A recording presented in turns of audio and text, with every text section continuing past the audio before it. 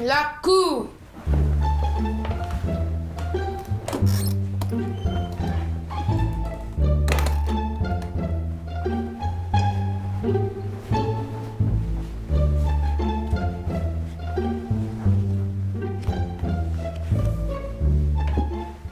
Asseyez-vous.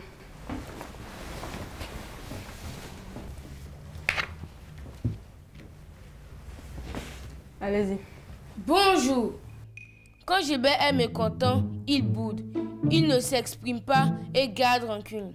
Aujourd'hui, sa sœur est sa cible. N'arrivant à communiquer avec lui, elle décide alors de le traduire devant la cour. Silence! Silence! Faites venir l'accusé. Gilbert est demandé à la barre. Gilbert, pensez-vous que garder le silence au lieu de parler de ce qui vous contrarie est une bonne chose? Quand je parle, on dit que je parle mal. Quand je parle pas, c'est un problème. Mais que me voulez-vous au juste?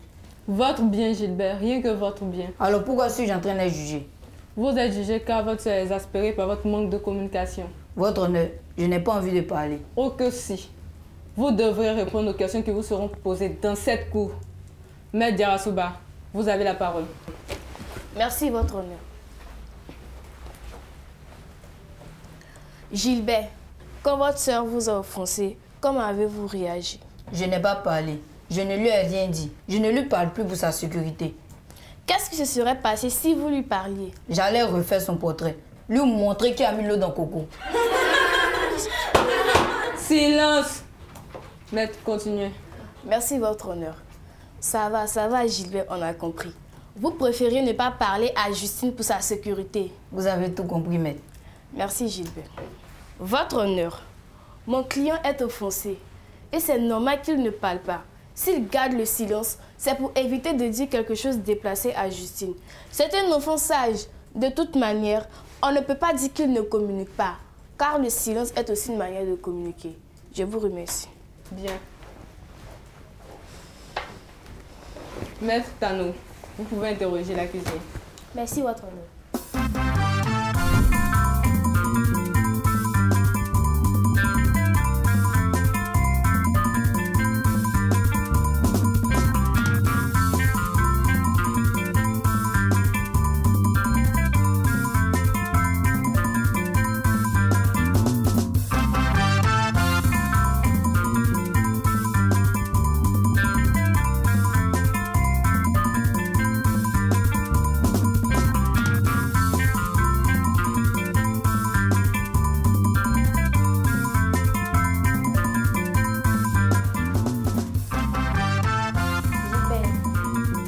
Exceptionnellement à la cour ce que votre soeur a fait.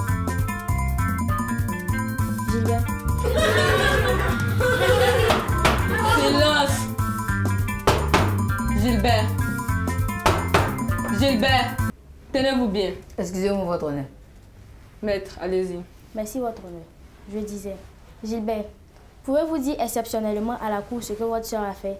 Maître, je n'en ai pas envie. Elle-même sait ce qu'elle a fait. Interrogez-la.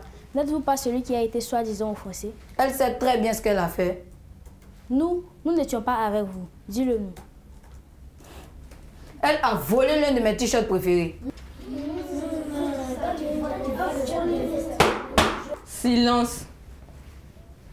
Vous pouvez continuer. Voilà. Maintenant que l'on sait de quoi il est question, j'aimerais interroger la concernée, c'est-à-dire Justine, ma cliente. Bien. Gilbert, regagnez votre place.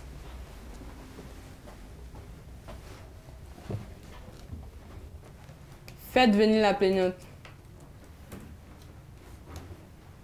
Mademoiselle Justine est demandée à la barre.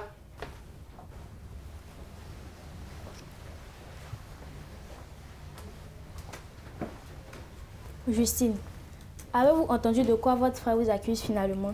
Oui, et cela est faux. Je n'ai pas volé son vêtement. Qu'avez-vous fait donc?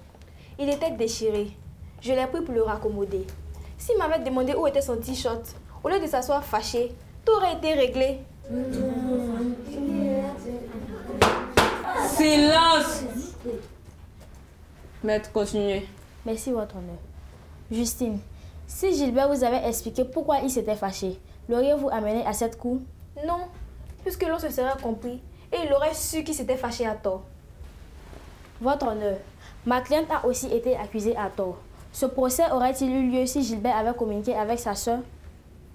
Voilà, il savait. Elle n'a rien fait de mal, mais a voulu bien au contraire l'aider. Quand on ne communique pas avec l'autre, cela engendre des incompréhensions comme cette situation. Ce sera tout pour moi, votre honneur. Bien, c'est noté. Maître Jarasuba, avez-vous des questions ou des réactions pour la plaignante? Oui, votre honneur, j'ai des questions. Bien, vous pouvez les poser. Merci, votre honneur. Justine. Pourquoi n'avez-vous pas prévenu Gilbert avant de lui prendre son t-shirt, même si c'était pour lui raccommoder? Je suis sa grande sœur. Quand il était enfant, c'est moi qui lui nettoyais le derrière. Silence! Allez-y. Alors, s'il est un bobo ou si ses vêtements sont déchirés, j'attends pas qu'il me prévienne. J'agis. C'est bien beau tout cela. Vous aimez votre petit frère. Mais s'il y a quelqu'un dans cette salle qui aurait dû communiquer dès le début avec l'autre, eh bien, c'est vous. Votre honneur, ça sera tout. Bien. Justine, regagnez votre place.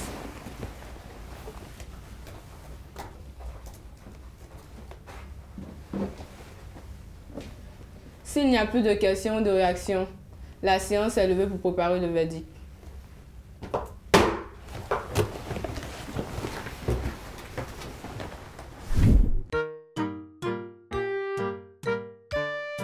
L'actualité. Hello chers amis et bienvenue dans votre rubrique Exploration. Aujourd'hui, nous parlerons des embouteillages. Un embouteillage est un encombrement de circulation, généralement automobile, réduisant fortement la vitesse de la circulation des véhicules sur la voie. Coups de klaxon, dépassements inopinés, injures, etc. C'est dans ce brouhaha que les usagers de la route tentent de se frayer un chemin dans la capitale économique ivoirienne, où circuler devient de plus en plus problématique du fait des fréquences des embouteillages au quotidien. Tous les jours, à l'exception du dimanche, les Abidjanais sont obligés d'affronter des embouteillages monstres de la capitale. Ah, mes chers amis des villes à l'intérieur du pays, que je vous envie par moments. Merci de nous avoir suivis. Au revoir et à bientôt. Communiquer, ce n'est pas forcément échanger au téléphone. C'est aussi parler continuellement avec l'autre. C'est échanger pour résoudre des incompréhensions. C'est chercher à aller vers la personne qui nous a offensés ou qu'on a offensé, sans rien garder en cœur. C'est ce que Gilbert n'a pas compris. S'il continue de garder tout pour lui quand il a offensé ou de ne rien dire comme il a fait, à la longue, il risque de s'auto-exclure de la société. Gilbert, levez-vous. Il est donc déclaré coupable. Il devra présenter ses excuses auprès de sa sœur et passer toute la semaine avec elle pour renouer des liens. Asseyez-vous. Avant de lever la séance, permettez au jury de donner quelques conseils. Les astuces. Coucou les amis. J'espère que vous allez bien et que vous ne vous comportez pas comme Gilbert. Si vous êtes en froid avec une personne, allez vers elle et communiquez. Il peut s'agir d'une incompréhension. Ne soyez pas renfermés. Soyez continuellement en contact avec les autres. Communiquez avec vos parents. Ils vous donneront d'excellents conseils. Le mot du pédagogue. Salut les enfants. Aujourd'hui, nous allons parler de la communication. La communication est l'ensemble des interactions entre les êtres humains. C'est l'acte de partager avec les autres des idées et des pensées. C'est également l'acte de transmission des messages d'un émetteur vers un récepteur. La communication a donc permis aux êtres humains de faire connaissance depuis toujours. C'est pourquoi il est nécessaire pour vous, très chers enfants, de communiquer entre vous et vos proches pour avoir de bien meilleurs rapports. Alors ne faites pas comme Gilbert qui refuse de communiquer avec les autres, ce qui est un vilain comportement. Chers parents, certains enfants peuvent être de nature timide, ce qui est compréhensible. Mais malgré le fait qu'ils le soient, créez un environnement qui leur permettra de s'ouvrir à vous et à leurs proches. Ainsi, ils pourront se faire des amis.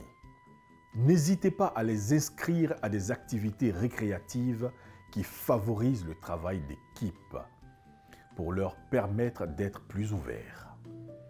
Après, dans le cas où votre enfant est déjà plus dégourdi, expliquez-lui la différence de caractère avec les autres personnes timides. Apprenez-lui à agir avec plus de patience avec ces personnes. Et vous, très chers enfants, apprenez à communiquer et à vous ouvrir aux autres. Certaines relations se créent dès le plus bas âge. Si vous ne communiquez pas avec les autres, vous ne pourrez pas avoir d'amis. Et jouer tout seul n'est pas très épanouissant. Communiquer est nécessaire et très important pour une vie épanouie. Exprimer ses idées et écouter celles des autres permet d'apprendre et d'acquérir de nouvelles connaissances. Alors, suivez bien ces conseils et prenez soin de vous. On se dit à bientôt. Éducation civique et morale. Crampe dans l'eau. Définition. Une crampe correspond à une contraction musculaire douloureuse, incontrôlable et transitoire. Elle survient fréquemment au cours de l'effort ou juste à la fin de celui-ci et concerne les muscles striés. Symptômes. La crampe musculaire se manifeste dans l'eau par l'apparition brutale d'une douleur d'un ou plusieurs muscles, bras, cou, cuisses, mollets, pieds, etc. Précautions à prendre. Dans le cas où une crampe musculaire venait à se produire au cours d'une séance de natation, il convient de faire ceci. Garder son calme, respirer profondément, regagner le bord du bassin, étirer le muscle, pensez à bien vous étirer après la séance de natation. J'espère que vous avez bien noté nos conseils. Tâchez de bien vous comporter, sinon vous viendrez au banc des accusés dans cette cour qui est loin d'être une cour de récré. La séance est levée.